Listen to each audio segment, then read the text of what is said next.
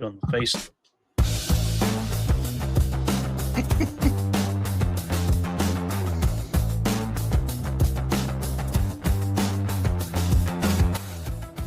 Hey everyone, how you doing? This is Amon Green, Green Bay Packers all-time leading rusher, and you're watching Packers Total Access Live, your daily source for Packer content.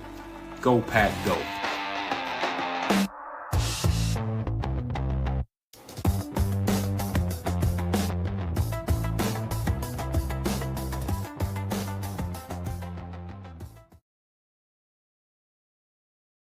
What's up, guys? Welcome into Packers Total Access. My name is Clayton. You can check us out on packernet.com. Find me on Twitter at Packers_access. We are finally here. Game night, Saturday night football under the lights at Lambeau Field as the 7-8 Baltimore Ravens come into Green Bay, Wisconsin to face the Packers, who are 9-5-1. We got a 7 p.m. Central kickoff.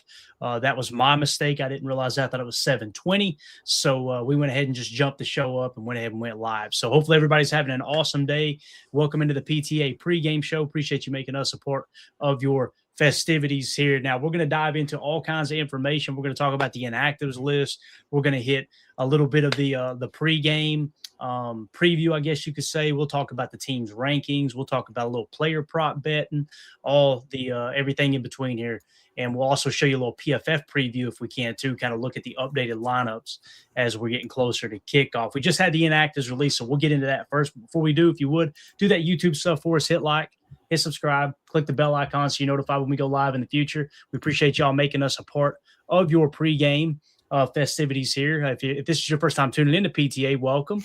We're not experts. We're not insiders. We're not media members. We're fans just like you talking Packers on a daily basis. So if you're looking for that type of fan-driven Packers content, make sure you hit like, subscribe, and click the bell icon so you know when we do go live like this in the future. Like the post-game show this evening, immediately following the game, we'll be giving you guys instant reaction, going through the box score, and maybe a little bit of press conference information there as well. So got Jacob joining me here from Wisconsin. I'm down here in Tennessee. We may have Emilio and Tim joining us as well. Jacob, how you doing, big dog?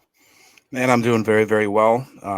More nervous than I should be for this game. Not sure why, but I got the butterflies rolling right now. Hope everybody in the audience had a great holiday, a great Christmas. I don't know, Clayton, we briefly touched on it. Did you have a good Christmas, sir? Oh, man, had a great Christmas. It was absolutely awesome. The problem is we had a bunch of people here at the house, and now your boy's sick. So anytime anybody other than Mandy comes into the house, seems like I get sick. So we're going to be battling a little bit of a sore throat on this show, and hopefully it won't sound like nails on a chalkboard. How was your Christmas, man? It was good, man. I didn't do much. Just absolutely was blessed and felt what's your go-to? Do you have a Christmas movie that you watch every year, or is there like you don't really do that?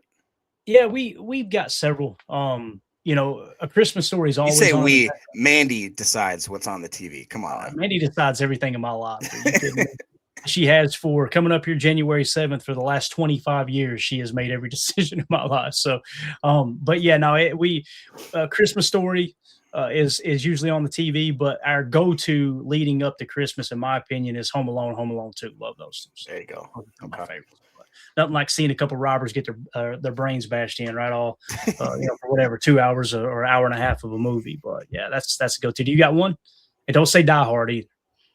No. I love the Home Alones as well, but I also did it Muppets Christmas Carol. That's mine. Oh yeah, it's really, really good. That was the big hit this year. I bought Mandy an advent calendar. I think that's what it's called, like the 12 days of Christmas. And every day goes by, you open one up. Usually got the chocolate in them. These had these like handcrafted, stitched Muppets Christmas Carol characters. They were really, really cool. So that was the hit this year. We really enjoyed that. So she loves that. That one has a special place in her heart for sure. As her great aunt who practically raised her, that was something that they had kind of together every Christmas season. So pretty cool. So that's funny that you mentioned that.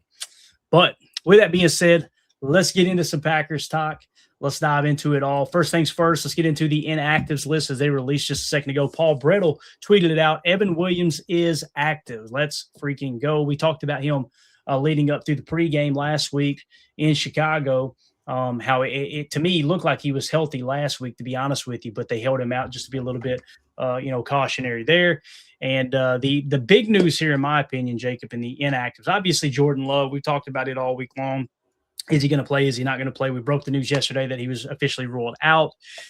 Colin Oliver is going to be inactive. I kind of thought we would see him tonight, but the big one is Zach Tom. So we talked about Evan Williams and Zach Tom. Evan Williams had like a 1 to 2 week return label on him. Zach Tom, people were mentioning 1 to 3. That looks like that's going to hold true. I think he'll be back next week if there's anything on the line. However, as we know with the playoff implications here, if the Packers lose tonight, they're already in as the 7 seed. If they lose tonight and they can't win the North, we may see them sit the starters next week and get everybody healthy, right? That could possibly happen. But nonetheless, Zach Tom is out tonight. Colin Oliver, Jordan Love, Savion Williams are going to keep him shut down tonight. Nazir Stackhouse, and of course, Baron Sorrell is also out. So those are your inactives for this game against the Baltimore Ravens. We'll jump over to the Ravens side here in a minute and talk about Lamar Jackson update and all that. But how do you feel about the inactives here, man? Yeah, I was pretty excited to see Mr. As Jen said, little baby Micah, as he's been deemed, Colin Oliver. I was actually very excited to hopefully see him get into some extended play, but it doesn't obviously look like that's going to be the case. Not quite sure what's going on with Baron Sorrell. Not sure if you know anything about that. Really kind of liked what I've seen out of the young guys like Savion and Nazir Stackhouse. Do I wish I could see Savion a little more? I definitely do. And then obviously with Zach Tom and Jordan Love, I mean, those are absolute puzzle pieces. I mean, keys of your franchise, you know what I mean, right there, that aren't playing. And to your point, I mean, yeah, it's we already kind of know our playoff seeding right now, and it's quite crazy to think that we could actually still win the North, or we could be a 7 seed. That to me is just, it's one of these. This has been a weird year where it feels like that things are just completely out of grasp, and then at the same time they're like still right within striking distance, and that's kind of crazy. This whole NFL year has just been completely insane, in my opinion. Think about it. I mean, no Patrick Mahomes in the playoffs, right? Like no Joe Burrow. No, it's just it's a weird year, man. And all of the injuries and all of the kind of craziness that's happened to. I'm going to try to stay upbeat. I know that's what we do on this podcast. The second we left Tucker Kraft, or that we lost Tucker Kraft, I thought inside my heart of hearts, I'm like, this is going to be the worst. It's going to be the worst year ever. And all of a sudden, here we are. We could still be. Can't we still? Correct me if I'm wrong, Clay. Can we still be a 2 seed or a 3 seed? Yeah, if everything works out. If everything went our way, we could be as high as the 2 seed. If everything went awry, we could be as low as the 7 seed. And again, man, the way I've looked at it, Jacob, is, I mean, you kind of alluded to it. You look at all the injuries that's happened. You talk about losing Tucker Kraft early in the year there, right? Jaden Reed losing him week 2, and then you finally get him back. Christian Watson starting the year on IR. You lose Micah Parsons to the IR. You lose your starting center, Elton Jenkins, the IR. Like, you get to the point where you're going, okay, man, this is a little too much to overcome. But then you look up, there's 2 weeks left in the season. You already clinched a playoff berth. It's like, how blessed are we as fans that it's like everything that could have went wrong this year, right? Jordan Love's missing this game, where we thought we'd be battling for our playoff lives in week 17. And now all of a sudden you look up and you go, no, he already clinched. Don't worry about it. You got 2 weeks to go, but you already clinched. It's just pretty cool. It seems like every single year we look up and it's just almost a guarantee that Matt LaFleur's got these Packers in the playoffs. And I think that goes unnoticed way too often, in my opinion. But in terms of Baron Sorrell, I just did a quick comb through social media. What I'm seeing is a surprise scratch. So I don't know if anybody has any information there, in terms of details. Maybe it's the sickness that's going around and he just caught it. That could have been the case, right? Because it's definitely tearing through the entire locker room there. So, again, that's your inactive list as it sits right now. It's going to be a tough game. Now, obviously, Baltimore, they're banged up as well. And we'll just jump into their injury report here as they got their inactives were announced just a second ago from Adam Schefter. And Adam Schefter put those out. Lamar Jackson is inactive tonight, so it will be the battle of the backup quarterbacks. No surprise there. They're also missing wide receiver Tylan Wallace, cornerback Keon Martin, tackle Joseph Noteboom, and defensive tackle Ioannis Peebles. You guys remember Peebles was one of the – Remember Peebles, Tim. Yeah, we were talking about him in the draft leading up, wasn't we? So let me see if I can grab my draft board. I'd like to know where he was at just for craps and giggles. It seemed like Peebles was one of those guys that I think was on the Packers' radar, but I didn't have him crazy high on the board. We had him with a score of 110. So Where somewhere. was he out of again? Virginia Tech? What's that? Where did Peebles play? Virginia Tech? I thought it was Virginia Tech. Yeah.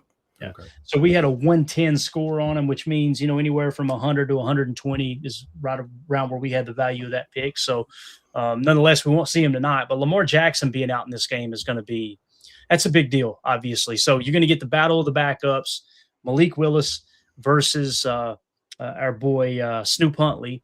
And both of these guys are kind of cut from the same cloth. The different thing about Malik coming in for Jordan Love is our offense kind of changes, right? We go from a pocket passing majority of the time offense to, all right, now let's run some zone read, a little RPR mix in. You almost go run heavy, and you don't see a whole lot of bombs from our boy Malik Willis. However, on Baltimore's side, their offense doesn't change a bit. Like Snoop Huntley is built very similar to Lamar Jackson. I'm not saying he's at that level in terms of skills, but they've got the same archetype, if you will, right? So that's something that's going to be really, really interesting to see how whether they miss a beat or not, which I honestly don't think they will. And that's not a knock against Lamar Jackson. It's just Lamar Jackson's been banged up most of the years. So how do you guys feel about Snoop Huntley versus Malik Willis? Man, I think these are two quarterbacks that could potentially be playing themselves for a contract here this offseason. Two of the best backups in the National Football League. I don't even think that's up for debate. Certainly the upper echelon of backup quarterbacking. And I think it's going to come down to whose defense plays better, whose defense makes the least mistakes, who's ready for this game plan. It's going to be fun to watch, man, for sure. I think we're going to get a good game out of both of these guys, honestly. It's going to come down to execution on the defensive side of the ball. Yeah. Tim, not sure if you remember, but Nick McSwain makes a good point. He says the last time that Huntley played the Packers, they scored 30. I believe we won that game 31-30. Nice. To your point, I mean, Green Bay has had themselves some pretty qualified backup quarterbacks throughout their tenure. And I just think that Malik Willis is just absolutely maybe in my opinion, he's the best backup in the league right now. I think Tyler Huntley would definitely be a close option to be second to that. I'm not sure exactly how you guys think, if that's true for your thoughts and everything else, but what a blessing, right? To have a guy like that. It does fall off pretty quick though, because if Josh Jacobs has to start throwing passes, that's not exactly what I want to do. I like Clayton too. I like the name, right? We like Clayton. Everybody here loves Clayton's, but we don't. Please don't. Please don't. With a name like I'm with our Clayton, saying that Malik Willis is going to, be auditioning for his next contract, and I think he's going to have a hell of a game tonight for sure. Yeah, I agree. Completely agree. Well, let's go to NFL Network real quick. Tom Pelissero was on NFL Network earlier. We'll just throw this image up. And this is what he had to say in terms of all the injuries, about 1 minute, 30 seconds long. Let's see what Tom Pelissero had to say, just kind of breaking down all the injuries and who's going to be playing instead. Well, Red, I am told Jordan Love looked good. He felt good in practice this week, but there is a 5-step return to play protocol, and Love just was not able to pass all those steps in time. The belief is that if Week 18 is a meaningful game and the NFC North title is still at stake, then Love would be able to clear and be available for that game. However, if the Packers were to lose tonight, or if the Bears were to win on Sunday, then Green Bay would be locked into the number 7 seed, and they may well choose to rest Love and a bunch of other starters next week. As you mentioned, it's interesting. I wanted to play that, and we'll finish the video in a second, but I want to play that because it's like, I mean, you can look at this one of two different ways, right? Like, okay, are you worried about your players being rusty, seeing that Jordan Love would not have played it? Let's say that the Bears do win tomorrow and Jordan Love doesn't play next week, right? If that happens, Jordan Love will have basically back-to-back bye weeks to get healthy. But also there's going to be some rust there, right? That you worry a little bit about that as well. But it is amazing to me how 1 second people are saying, man, it's so important to get that first-round bye. It's so important for the bye week to come in an important time and this and that. And then the second you get the bye week, then they immediately shift their focus to, oh, crap, they're going to be rusty. It's like, does it even matter? I don't know. But what's your all thoughts on that? Jordan Love potentially getting 2 weeks of rest. I thought that was interesting. Well, like you said, it's kind of a blessing and a curse. I feel like Jordan Love does better when he has more reps. I feel like that sitting him that long could possibly have some cobwebs that grow on that arm. We've seen how he has to sometimes get in tune with his receivers. Sometimes it's just a tad bit outside or a little bit underthrown or a little bit overthrown, whatever the case may be. I love Jordan Love when he's dialed in. I really don't, I guess, enjoy the fact that he would be on that long of a sit. Obviously, I want him to be healthy, and that's the most important part, because I think Jordan Love being healthy is he's a franchise quarterback. That's what he is. The people that think that he's not, just you need to study the tape. You need to look back at the stats and understand that he's number 10 because of what, Tim? Because he only throws dimes, man. Abso-freaking-lutely. So I really do believe that he's earned that respect in this league. But to be honest, if you sit a guy that long, there's going to be some rust on there. I that's what I fear. So if we could get him back faster, I think that'd probably benefit the Packers organization, benefit him. But again, we're blessed to have a guy like Malik in the background here, being able to fill in when needed. I don't know. What do you think, Tim? I'm not opposed to a little extra rest for Jay Money. I mean, he just got his bell rung. We know the non-throwing shoulder is still kind of sore. Whatever's going on with that left shoulder, still has the nagging, left hand thumb stuff going on. Maybe another week is good. I don't know. I will tell you this: if next Sunday in Minnesota is for the division, then I'd love to see him playing. But I'm not opposed to him, getting a little extra rest. I'm with you, Jacob. I think, he'd probably have to get back in the swing of things. There might be a little bit of rust, but I don't think it's going to be that bad. I think maybe more time might be good for him as we make the playoff push. All right, let's continue on with the audio from this clip. Again, Tom Pelissero with the NFL Network. Mentioned backup Malik Willis is expected to start. He's dealing with a right shoulder injury as well as an illness, but he was able to progress throughout the course this week. Good to go tonight. Should have a pretty full complement of the weapons around him as well. Running back Josh Jacobs off the injury report. He is good to go. Wide receiver Christian Watson listed as questionable, also battling an illness. I am told Watson is ready to roll tonight.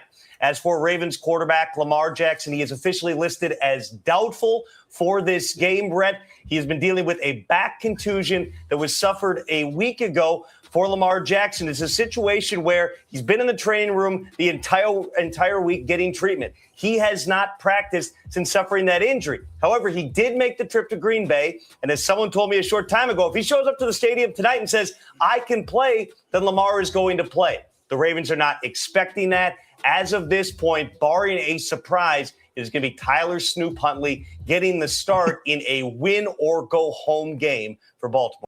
So, again, Baltimore, man, they got every reason to go out and win this ball game, right? It ain't like they're playing this thing, cautiously. They've got to win if they want to have an opportunity to obviously have a chance to advance to the playoffs, right? Tony mentions in the chat, the Ravens already eliminated or a loss eliminates them, ? The way I understand it, the Ravens have to win out, and Pittsburgh has to lose the next 2 games for the Ravens to win the division, which is their only chance of getting into the playoffs, I believe. I don't think they have a shot at the wild card last I heard. So it's an uphill battle, no doubt. So, yeah, if they lose tonight, as Randy's saying here, they're going to be out for sure. So, you said earlier on X, Clayton, right? We got to return the favor to Aaron Rodgers for helping us out, right? So we got to put belt to ass tonight against Baltimore. How poetic is that, Tim? Like, honestly, isn't that awesome? I saw another stat. It was Aaron Rodgers and Aaron Jones. Both of them helped us get ourselves a little playoff berth right there. How freaking beautiful is that, man? Absolutely. That was the tweet we sent out. It said last week, Aaron Rodgers helped the Packers by beating the Lions. This week, we have an opportunity to return the favor by knocking off the Ravens. Go Pack Go. Here we go, which is the Steelers hashtag with the handshake emoji there. It's pretty cool, man, being able to root for Jonesy. First time I've ever got to root for the Vikings with my nephew on Christmas. Really magical moment. We were just cheering our asses off, and then as soon as the game's over, it's like, all right, you go back to your corner. I'll go back to your corner. It's funny how that works. But, yeah, that was really cool to and, again, man, this is just – I know it seems like it's a lifetime away and there's no chance it'll happen, but we're just a little bit closer to a Packers-Steelers Super Bowl. How freaking awesome would that be, man? It would be phenomenal. So, again, yeah, it's just it was cool to see Aaron kind of rising up, and he's playing pretty good football. It was also cool seeing him gift his offensive linemen those I don't know what y'all call them up there. I've heard them called four-wheelers, side-by-sides, RZRs, whatever they are, but cool little off-road vehicle that he gave his offensive lineman. Mina Kimes had a little bit to say about this backup quarterback situation as well. Let's see what she had to say on NFL Live about backup quarterback Malik Willis. Yeah, I agree with Tim. I mean, we saw some, let's say shaky backup quarterback play yesterday. That's not Malik Willis. In fact, he's developed so much in Green Bay. It's been really impressive to see. And this is a big game for him with free agency coming up. He has the potential to get some attention from teams around the league. I think for Baltimore, it starts on the ground because he does add so much to this run game. They'll run zone read with him. They'll run power. He'll scramble out of empty. They'll put him under center. They did against New England a fair amount and run off of that. And then if you overcommit, he has the ability as a passer to punish you in the play action game. If you give him one-on-ones by selling out and stacking the box, he threw that beautiful go ball last week. You remember down the left sideline. So this is not a backup quarterback you want to overlook because I just think he's been increasingly impressive every time I've seen him in Green Bay. And I also think Matt LaFleur does a hell of a job calling the offense for him. Say it again, Mina. Heard it from a fan right here. So, yeah, and listen, I think the same thing can be said for Stu Huntley, right? Just a solid backup. Like you said, Tim, I think y'all hit the nail on the head.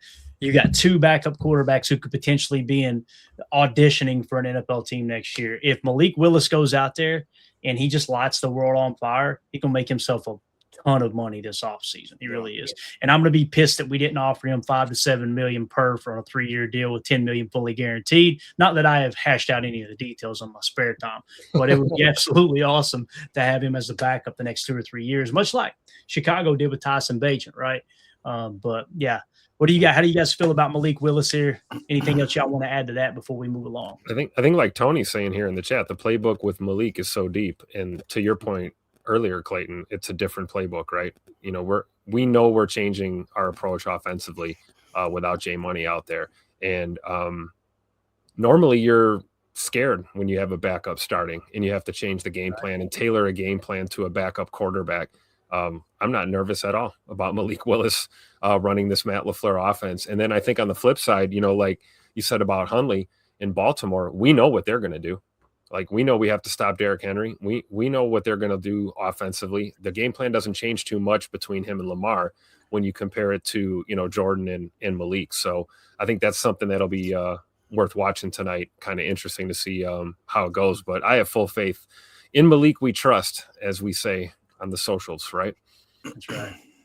Anything else you want to add there, Jacob? No, again, I think that he is, if not the best, top 2, top 3 best backup quarterback in the league right now. For whatever reason, Tennessee didn't understand how to develop him and to make him into the type of quarterback that he is now. I was listening to some Packers podcast where they were talking about how it just is odd how he came to Green Bay and all of a sudden the fluidity of how he plays the quarterback position is just all of a sudden been great. Like Tim said, his legs are impeccable. The guy is just, he knows when to tuck it and when to run. But what I think is more underrated is that the fact that he actually he can sling that tater, man. He can throw that ball. He really does. And his release is a little bit unconventional, a little bit, right? But he just seems like, and that's where I'm not worried whatsoever. Like when it says that like Malik Willis is going to be the starting quarterback, blah, blah, blah, the Packers are at a disadvantage. I don't feel that. I feel like that if anything, that he just has a different type of quarterback play than Jordan Love. I'm not one of these guys that's going to say that he should be the starter, blah, blah, blah. I have friends and family that are those types of people. My brother loves Malik Willis to the point where he's like, he should be the starter. All right. That's not the guy I am right now, but I do respect the fact that he is absolutely a weapon. He's a freaking weapon, man. He is. And I think to your point about unconventional release, I would call it compressed with which is, just a little bit more of a compressed delivery, which is what you want when you're running that, read option RPO kind of look. Yeah. I think it caters to his game, the fact that he can get that ball out so quick. And Tim, like to the other person's comment earlier, like that playbook opens up so freaking wide because that guy, I mean, dude, I look at like he can run the triple option. You know what I mean? Like the guy is just so fluid with his fakes and with what he does in the background and what he does in the backfield. He is just fluid. You know what I mean? Like he's just really, really good at what he does. And I half the time I find myself being like, oh, he's got the ball still. Oh, Malik's got the ball. Are you kidding me? Like, what is going on right now? Like, he's just smooth with the fake, bro. Smooth with it. And that's important, right? It's one thing to run that play action or, a read option or something. If you can really sell that, it's going to make, the timing of the play that much better. That defense has to believe what you're selling to them. Right. And if you kind of, cut corners on your play action or your ball fakes, you can get yourself in trouble big time. And we don't usually see that with Malik Willis. We don't really see that with Jordan Love either, for the record. I mean, Jay Money can sell that play action as good as anyone else too. Absolutely. And if you hear us talking about Malik Willis, some people are going, well, why don't Malik Willis start over Jordan Love? He's better. He's not better. He's not a better quarterback than Jordan Love. Now, he's got a different skill set. And when we talk about the playbook really opens up with Malik Willis, all the run action stuff, absolutely it does. But when it comes to the arm talent, Jordan Love has elite arm talent. Malik Willis does not have elite arm talent. He has a strong arm. He's got a quick release. He's not quite as accurate as Jordan. So, yes, the playbook opens up with the run, with the zone reads and the RPR looks and all of that, right? And like Mina said, going to an empty set and be able to run a quarterback draw or even a quarterback power. Yes, that opens up. But Jordan, there's two different things with Jordan. With Jordan's accuracy and his arm strength, he can make any throw on the football field. We see Malik Willis throw an out route. It was about a 10-yard out route. I think it was against Indianapolis last year. I could be wrong, at Lambeau. And I remember how surprised Matt LaFleur was, like, oh, that's a big-time throw. Like, it was like he didn't expect him to be able to get the ball out there. People take for granted those 12 to 15-yard out routes, and they definitely take for granted the corner routes outside. That takes a strong-arm quarterback with elite accuracy to be able to thread the needle and throw those. Malik Willis can hit those from time to time. Like she talked about the go ball that was beautiful. That was a lollipop. That was Romeo Dobbs was running butt naked, right? Like there was you just got to put that thing up there for him. But when you're having to hammer that whole shot or you got to hit the base in the Tampa 2, or if you got to hit one of those deep corner routes, I think Malik Willis has the arm talent to throw that, but I don't think he's got he's got the power. He doesn't have really the accuracy to trust him to throw it in rhythm with anticipation and be able to thread the needle the way Jordan has shown he can do that. I'm telling you, man, when you open up the throws along the sideline at all three levels, which Jordan has done, that's when defenses really respect you. Now, maybe Malik can do it. Maybe he will get better at that. And we might see it tonight if Baltimore doesn't respect that aspect of his game. But I do think Jordan is a better quarterback. But like you guys said, I think it's a great point. Malik Willis being able to run the football, and now Baltimore's got to approach it that way. The problem, though, is Baltimore has been preparing for that every practice. They go up against Lamar Jackson and Snoop Huntley every week, right? Yeah. So if anybody knows how to stop that, it's going to be Baltimore, I would imagine. So I agree. I think of that dart he threw in the Giants game to Scoot, extending the play and throwing an absolute heat-seeking missile to Christian Watson in the end zone. I think that's that factor that Malik kind of brings to the table, but definitely when you're talking about elite and comparing him to Jay Money, I think you're right. I'm going with Jordan all day. And that throw, Tim, you're right. That is an unbelievable throw, right? Threading the needle, but it was a 15-yard throw, right? Exactly. When you're talking about throwing across 30, 40, 50 yards, yeah. You're talking about a 25-yard corner route, and it's really in the air for 40 to 45 yards. That's a whole different ball game, right? Because you obviously if you roll right and then throw back across the field, it can be a little bit longer. Hardy the Prophet, been a member for 15 months. Thank you so much, buddy. He says Malik came in and won us 2 games last year, one being a revenge game, much like the 1-10 played against the Steelers, and had the Bears till the script writer came in and got that money, bro. Again, man, I've always rolled my eyes at comments like that, Hardy. Stuff's been weird this year, man. It's been really, really weird. Not just Packer games, just across the board. So we'll just leave it at that. So I'm just here so I don't get fined. You know what I mean, Hardy? But I appreciate you being a member for 15 months, man. That's a long time. We greatly, greatly appreciate it for sure. So, that fine was ridiculous. Bates is talking about here. So, all right. So moving along here, I was going to try to go to a couple other things. I wanted to get into a little bit of the team rankings. When we talk about our PTA power rankings, we've got Green Bay tied for the number 4 spot right now with a 9.2 score. Okay, so just to give you guys the top 5. LA Rams 1, Seattle 2, New England 3, Jacksonville and Green Bay are tied at 4 now. Again, that's comprised of winning percentage, offensive scoring, defensive scoring, offensive yards per play, defensive yards per play allowed, and turnover margin. Okay, so when you look at the way these two teams match up, Green Bay sits at a 9.2 score. Baltimore is at a 15.2. Now, what's bringing them down? Let's start with their positive.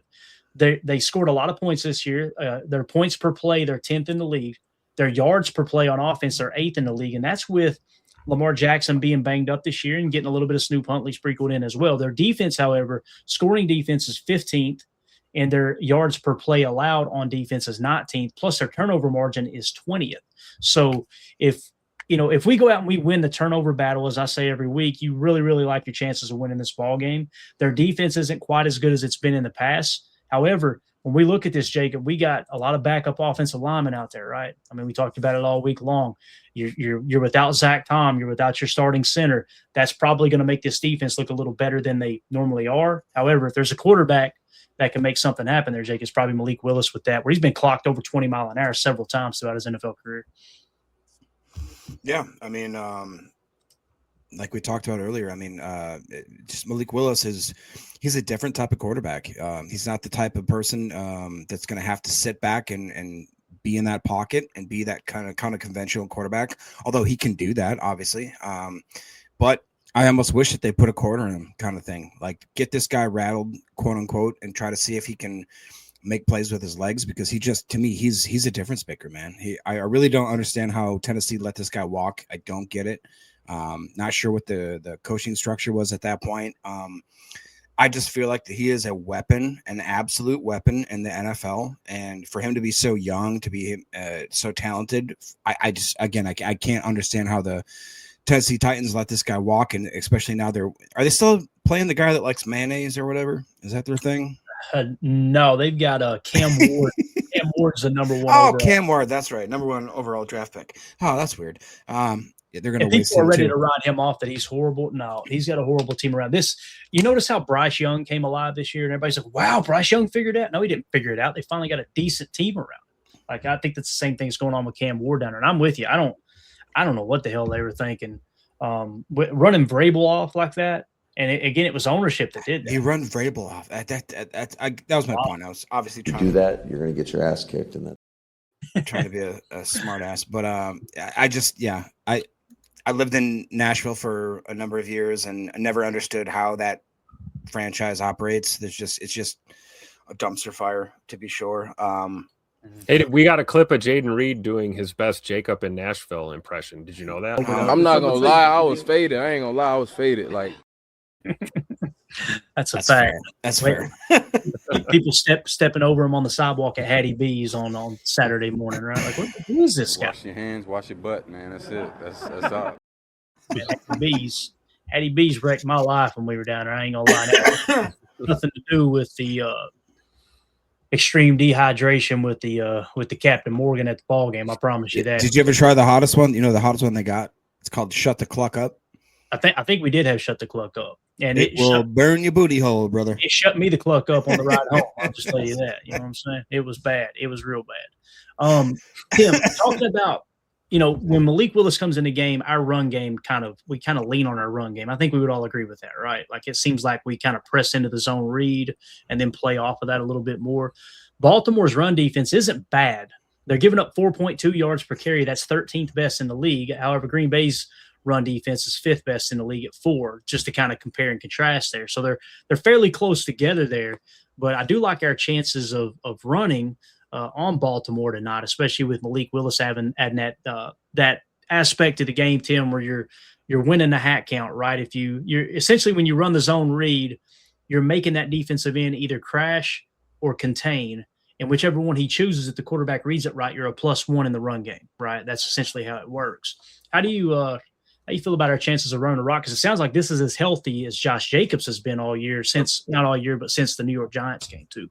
Yeah, and let's be real. Baltimore, say what you want. They got a, I'm not going to say damn good defense, but they have a decent defense, right? You can't write that Baltimore defense off, especially against the run. But that being said, we have to run the football today to be able to win this game. You have to have a run game going in some way, shape, or form, just to keep them honest. And to Jacob's point, I think if we needed Malik to stand in there and get to the second or third read of the progression and get the ball out, I think he can do it. I think he could pocket pass in a pinch, but our best foot forward is to get the ground game going and play action boot, read option off of that, right? The RPOs, the RPR looks, and let Malik do what he does. But we're not going to be able to do that without running the football. And, no Zach Tom on that O-line today.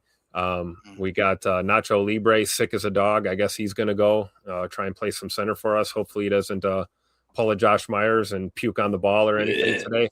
But we're going to have to run that rock, E. Wilson, Josh Jacobs, hell, Malik Willis. What's the over-under for Malik Willis rushing yards? I bet you he's over 30 today. We've got to do it on the ground to open up things in that passing attack.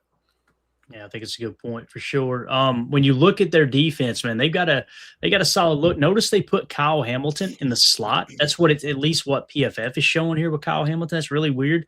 279 snaps in the slot. So when they go to a nickel set, they actually put the top graded safety in the entire league, Kyle Hamilton, in that slot corner spot. Now, opposite of him is Gilman. You guys remember we were wanting to sign Alohi Gilman before we drafted Evan Williams. Well, when you look at these from a base standpoint in their base defense, that's a safety tandem that's played better than our safety tandem, and we definitely consider Evan Williams and Xavier McKinney a strength of our defense. So now in terms of the front here, with the front 3 or 4, they've got the 7th highest graded defensive lineman, interior defensive lineman in Travis Jones, 6'4", 338 pounds, former 3rd-round pick.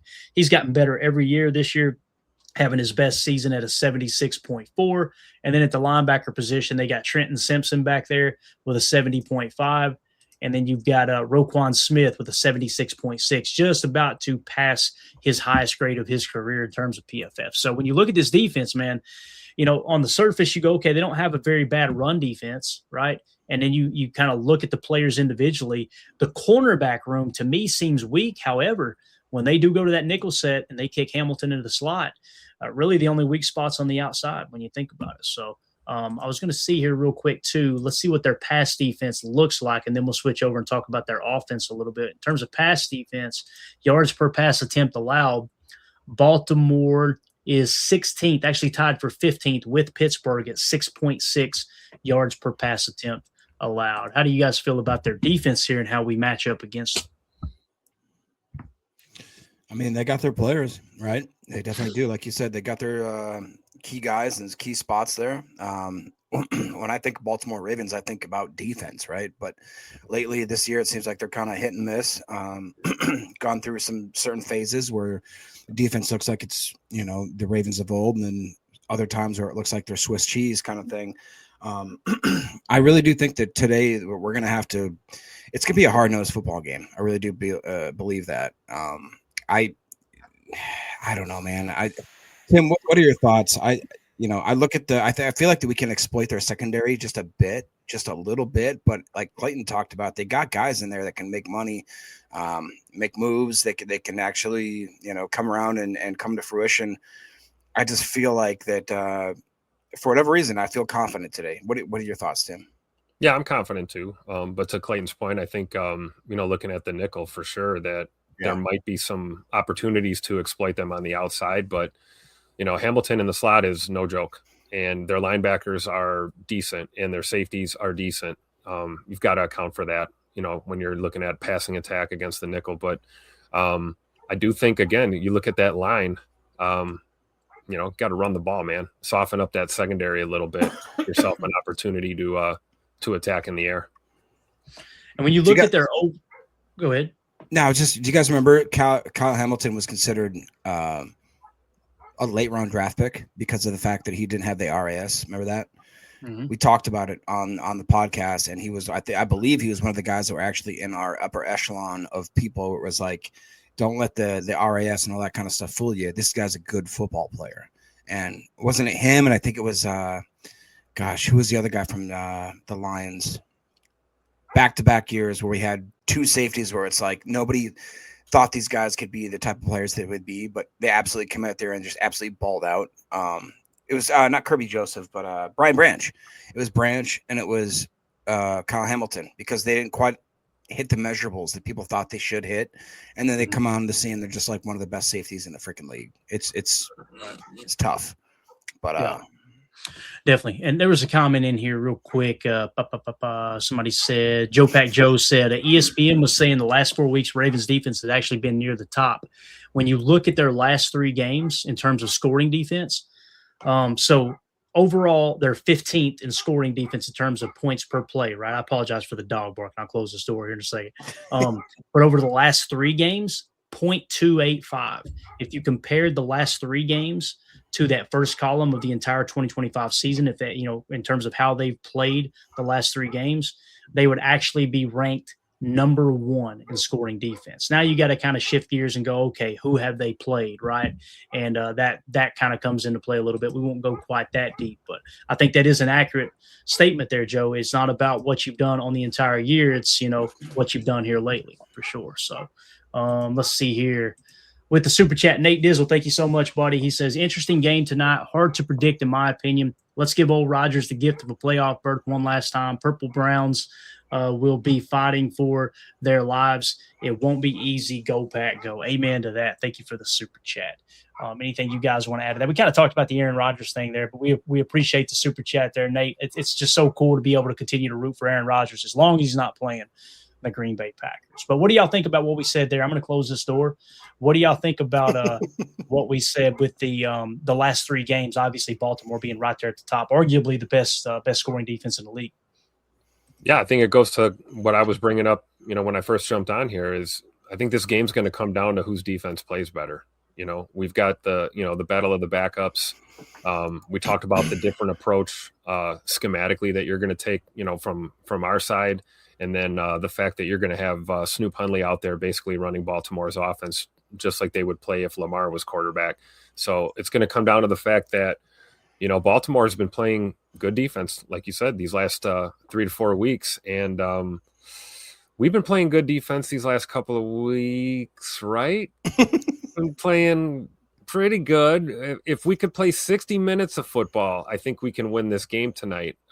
We've been guilty these last couple of weeks of playing like 54 minutes and 56 minutes and 58 minutes of football instead of 60. So I think if we get, a start to finish performance, especially on the defensive side of the ball, close the game out, and we can trust Mr. Malik Willis to put enough points on the board with this offense to go ahead and secure a win. But I think it's going to come down to the defense, man.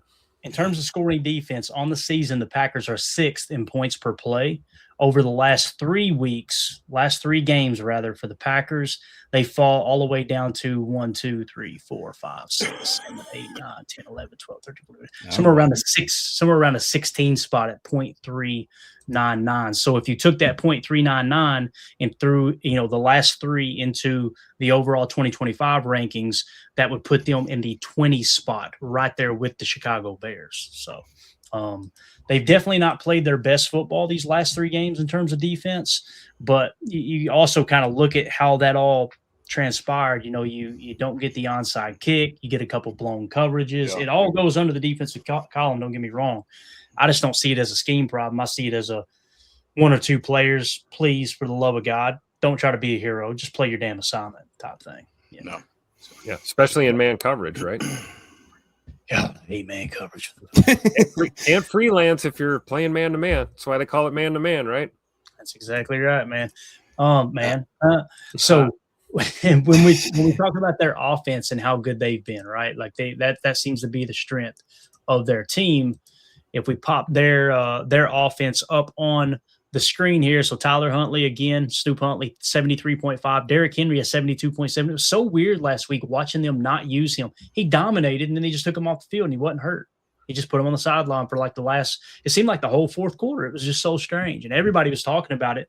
Chris Collinsworth was going, "Here's a guy on the bench," like the whole time he was complaining about it. I was with him. They put him in the game. He ran through 3 people's faces. I think I want to say he scored a touchdown on the drive. They pulled him out, and they didn't put him back in the game. Like, what are we doing? But nonetheless, man, their offensive line is strong. Could you guys imagine if the Packers had drafted Tyler Linderbaum at center? Yeah, I can. Another guy we talked about. Yeah. We talked about drafting him. Round 1, pick 25. He is a stud, man. Look at those PFF grades, dude. 74, 78, 79, 79. He is just an absolute dog. They will pull him a lot. So when they run the rock, they'll actually snap the ball, and he will pull as a center on a lead play. And it's really, really interesting to watch how they utilize him. You got Notre Dame's finest here, Ronnie Stanley, playing left tackle. Solid his entire career, 6'6", 315. They got some hog mollies up front. There's no doubt about it. And then, of course, at the right tackle spot, you got Rosengarten. Every time I see that, I see that name, I think of Rookie of the Year, that movie with the kid broke his arm. Such a good movie. Oh, yeah. Classic. So, yeah, 66 and a 72 second-round pick. So Baltimore knows how to draft offensive linemen. There's no doubt about that. So they're stout up front, man. They're stout up front. So, again, when you look at the receiving core, too, man, don't look now, but the ageless wonder DeAndre Hopkins having a hell of a year, 83.2, man. Still doing it. 12th highest-graded wide receiver in the game. Now, he's not going to take the top off the defense with blazing speed, but he is very manipulative with his route running. You know, he's a crisp route runner. He's got good late hands. He's got a big catch. He's always had a high catch radius, or a large catch radius, I should say. So DeAndre Hopkins is definitely a Tuesday player to watch for. And then you got Zay Flowers playing the slot receiver position here, 76, 82, 76. So he continues to play really good football. A little bit undersized, but don't matter when you're making plays. That's for sure. So, again, he's more of that slot guy for them. What sticks out to you guys here with their offense matching up against our defense? And again, we kind of talked about, let me just give you this real quick, just so you know, total offense in terms of yards per play. All right. They are currently ranked 8th, right above us. We're not. They are 8th in yards per play. And then passing offense, yards per pass attempt, Baltimore is 8th. We are 6th. So we're right there on our heels there. Okay. And then running the ball, rushing offense, yards per rush attempt, Baltimore is number 1 in the league at 5.2 yards per carry. And the last 3 games, 5.9 yards per carry. Their running game has got it going on. But I feel good about our run defense. That's a matchup I don't worry so much about. You can't neglect it, don't get me wrong, but I feel like we match up okay there, right? The big thing for me is going to be stopping their passing game and their running game, because they get a little play action with Snoop Huntley, just like you were talking about, Tim, and you get someone like a Malik Willis or a Snoop Huntley on the edge of play action, whether it's a boot action or RPR look. It's going to be a long day. Yeah, for sure. And I agree with what you're saying, too, about our run D. I feel good about our run defense, as banged up as we are on that line. Ball King in full effect. Ball King rules tonight. We all know that Derrick Henry's a menace, but he's been Mr. Fumblerooski here this season. So I think if you can swat at that football, regardless, even if it's, Tyler Huntley running with the football, you've got to punch at that ball. That's your chance to create a turnover. And then when it comes to the weapons that they have, DeAndre Hopkins, what can you say about that guy, man? He, like you said, the ageless wonder, the contested catch king of this offense for sure. You have to play perfect when you're guarding DeAndre Hopkins, because you can play perfect and he's still going to catch the ball. If the ball's put in the right spot, he's going to make a play on it. We've seen it time and time again. So our corners are going to have their hands full, and big play Zay Flowers. I mean, that guy will chew up your defense if you allow it to happen. You've got to be extremely disciplined. And another guy that they will use in a multitude of ways, whether that's in the slot or whether it's to the boundary or even in the backfield. We've seen him run some of those orbit motion, zipper motion kind of plays, take a handoff, be a part of the running game as well as the passing game. And then, the wily veteran Mark Andrews at tight end. There's some guys you have to account for on this Baltimore offense. To my point earlier, if we play well on defense, it's going to give us our biggest chance to win this ball game. If we struggle in any way, shape, or form and can't get a stop, can't get off the field on third down, it could be a long night for us, because I'm not afraid of Baltimore, but they're no pushover. Teams are not their records, right? Any given Sunday or any given Saturday, as it is tonight. So we got to be on our P's and Q's defensively tonight. And it is worth mentioning here, Jordan Morgan will start at right tackle for Zach Tom. Last week, he had a pretty good game, according to everybody pretty much on socials that grades the tape themselves.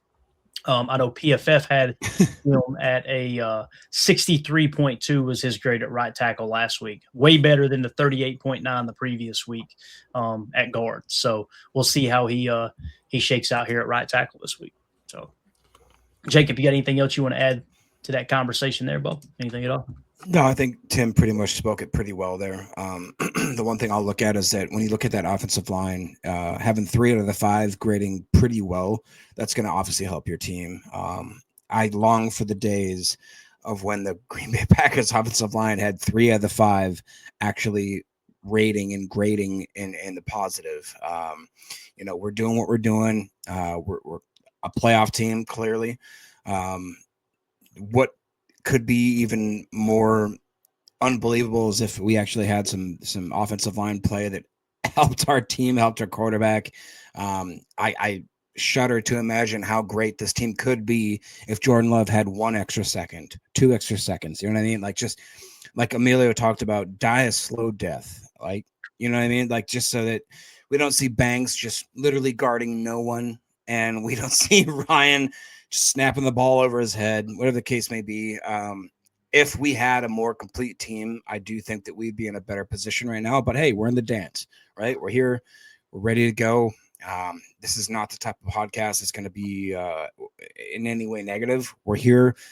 We got a key to the dance, and are we going to dance? I'm going to bring the girl. We're going to get him going.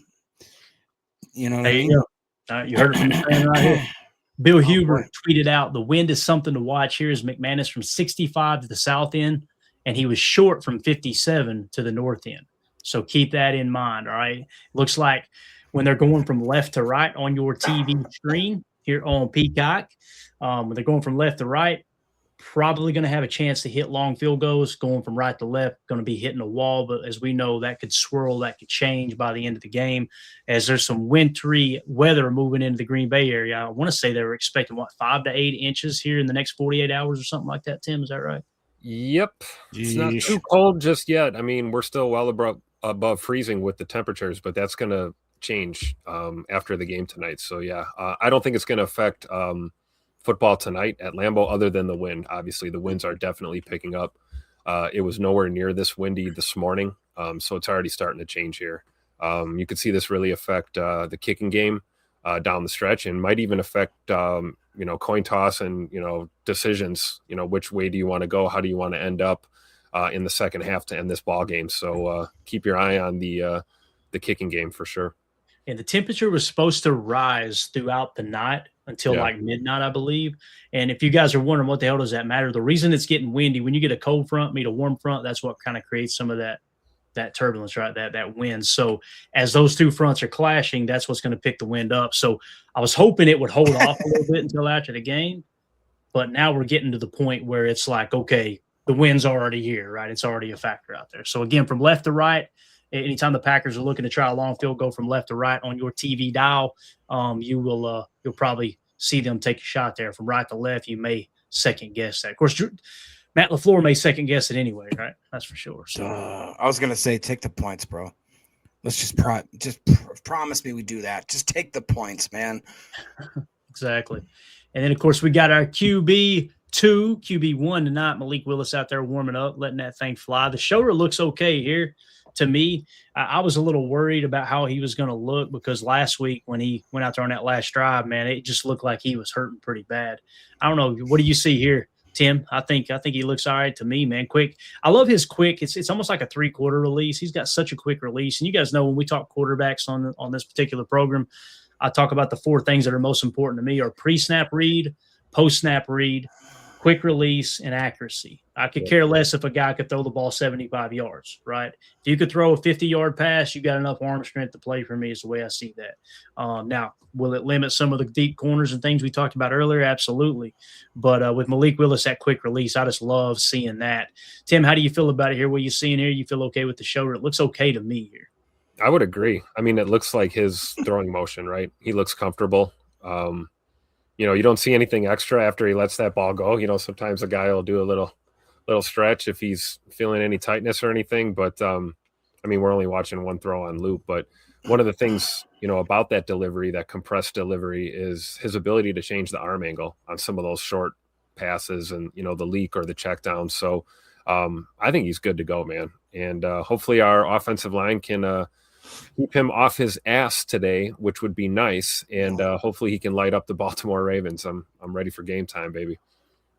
Yeah. And it looks like the starting offensive line here, Jacob, is from left to right. Rasheed Walker at left tackle. Aaron Banks is playing at left guard. Center, Sean Ryan, even though he's battled the illness. Right guard, Anthony Belton, and right tackle, Jordan Morgan, which we already mentioned.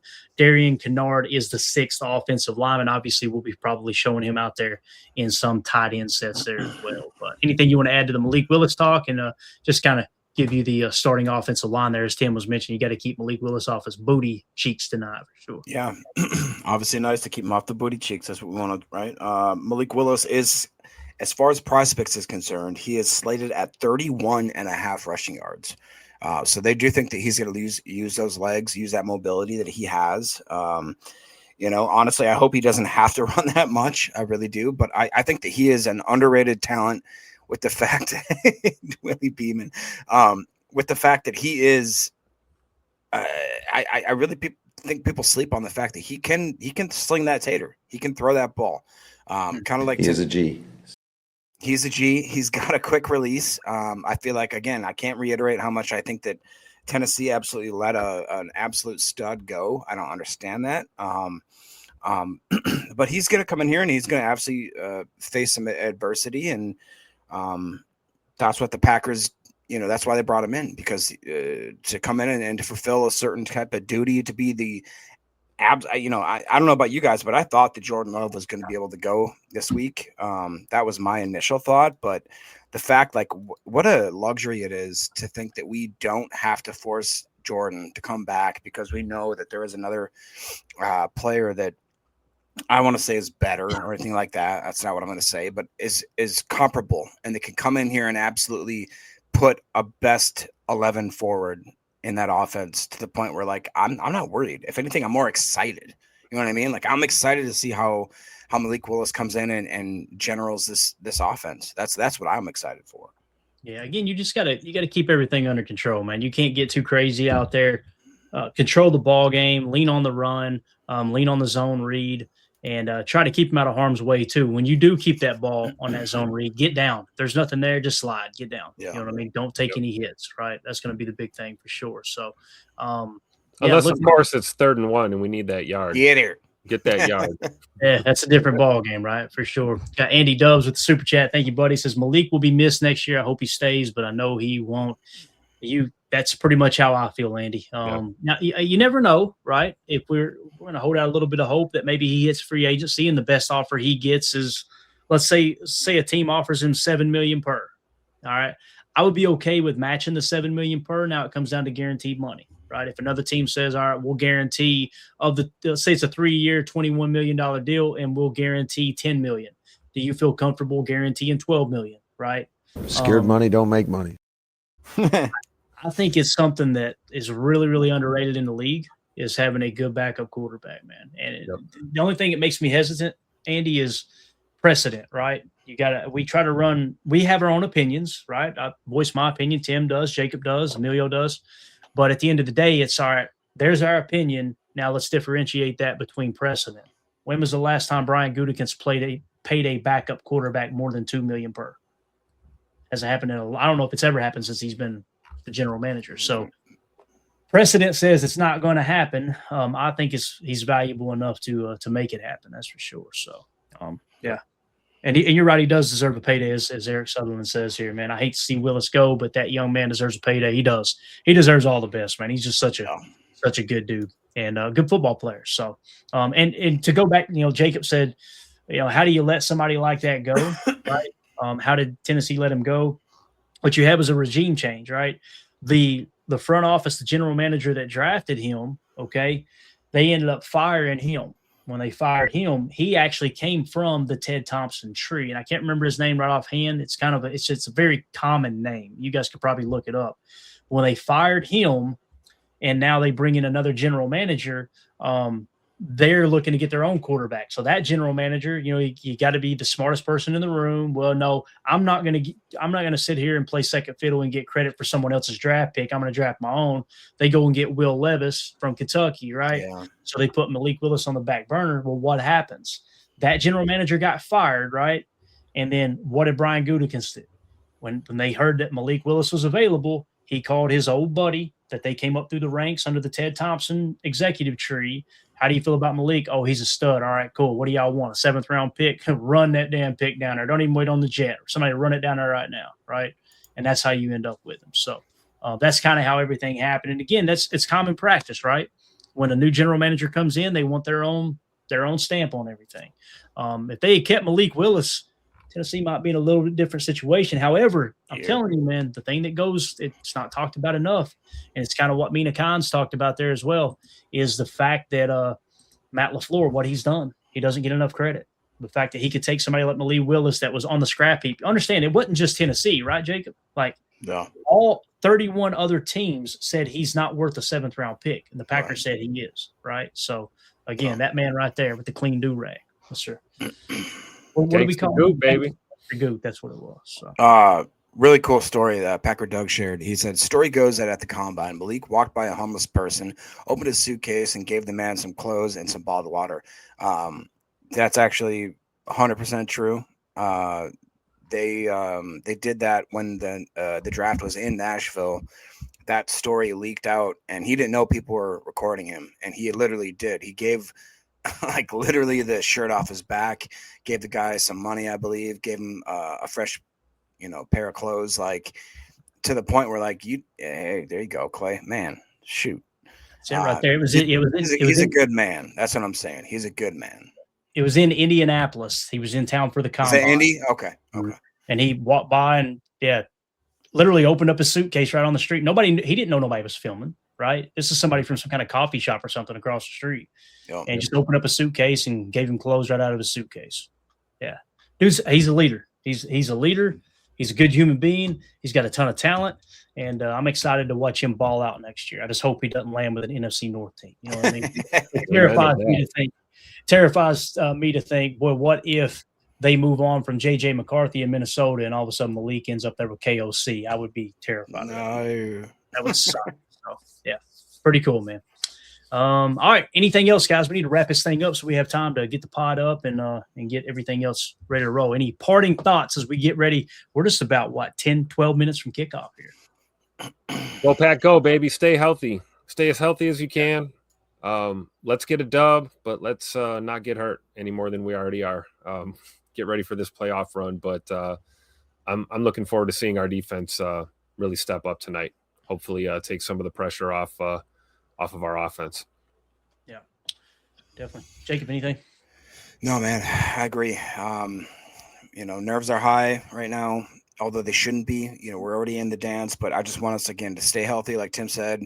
I want Malik to go out there and just show what he's capable of. I think that'll be, again, a great product of what he can do in the NFL. As much as I wish, I wish we could keep the guy forever and just keep him in our back pocket, but it's just not going to happen. He's too good. So I hope that he goes out there, balls it out, ends up showing the NFL what he's capable of, and I hope he gets his comeuppance, if it will. That being said, go Pack, go. We'll see you guys on the post-game show. It's gonna be fun.